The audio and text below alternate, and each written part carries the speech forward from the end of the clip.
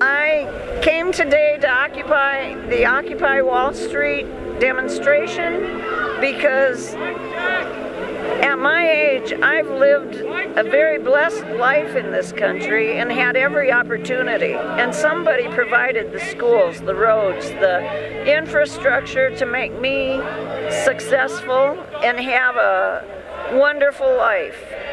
And I see my grandkids and my kids having more struggles because the same foundation is not there for them. The rules that banking used to have are being ignored and have been overturned, and it's time to restore sound banking principles so that when people work hard and save their money and try to take care of themselves, somebody else doesn't come and take it from them. I guess I'm basically here representing people like me who are qualified graduates and cannot get a job anywhere. I've been working like a real crap job the past 4 years, barely making bills, let alone paying back student tuition, which is a lot. And just now got a job. So it's been 6 months of unemployment and 4 years of a real crap job, just not being able to find anything. So yeah, that's why I'm here. I'm the 99%. Action. I'm a middle-aged housewife. I have a college degree. I'm not unemployed, and I don't care if this is a so-called leaderless movement. We saw our retirement savings leave. There's no accountability. I want the people who imploded our financial system prosecuted, and until that's done and market regulations are more forcefully reinstituted, we're not going away. The 99% is an important number because it's the 1% that in a very organized way over the last 30 years has used political power through their concentration of wealth to skew the system to further advance their power. And unless people, the 99%, assert their voice and demand changes, it's going to stay this way for a long time.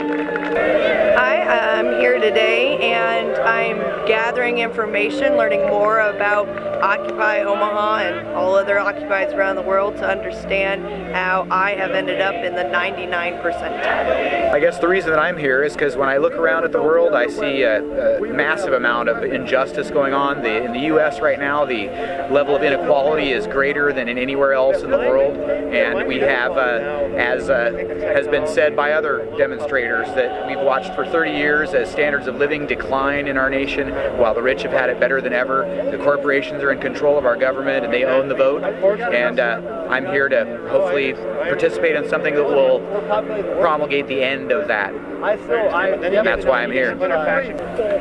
Ending the Fed is probably one of the most important demands that Occupy Omaha and Occupy Wall Street can make. The Federal Reserve, contrary to popular belief, is actually not a government agency. It's a private institution, more or less a monopoly, that is the single institution that controls, that has the most influence on the United States economy than the government itself, than the people are able to have, than any other institution.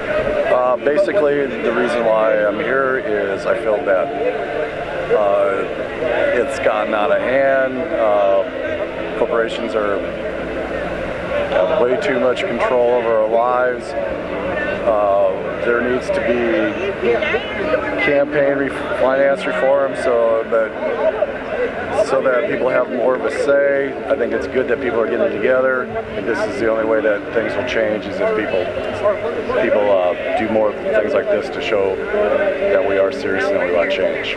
Yeah, I'm not marching with these guys, but I do agree with what they're saying, because I've been through 2 places where our business has gone outside of this country when our jobs need to stay right here. You gotta stop feeding those corporate cow pigs on your own arms and legs. Out here to protest corporate greed, things like the Glass-Steagall Act, all of those things, and just you know, get my voice out. I think we should follow what this organization is talking about. Yeah, we're at the Omaha, Nebraska protest of, I guess some people call it the 99%ers, but it's more, I think, of an end the Fed movement. America needs to understand that the Federal Reserve is private. They create money out of thin air. It creates the hidden tax, which is inflation. Ron Paul is one of the only candidates, and of course the corporate-owned mainstream media is ignoring him. We need to spread the message about freedom and liberty and learn history. You know, watching football all day is not going to get anything done. Those college kids are going to graduate and not have jobs if, you know, if we just sit at home. So the march went fairly well today. It was a peaceful event. People had an opportunity to get out and express their First Amendment rights from both sides of the table, whichever side they were on. And overall, I would say that the march was a success for the group that's gathered here.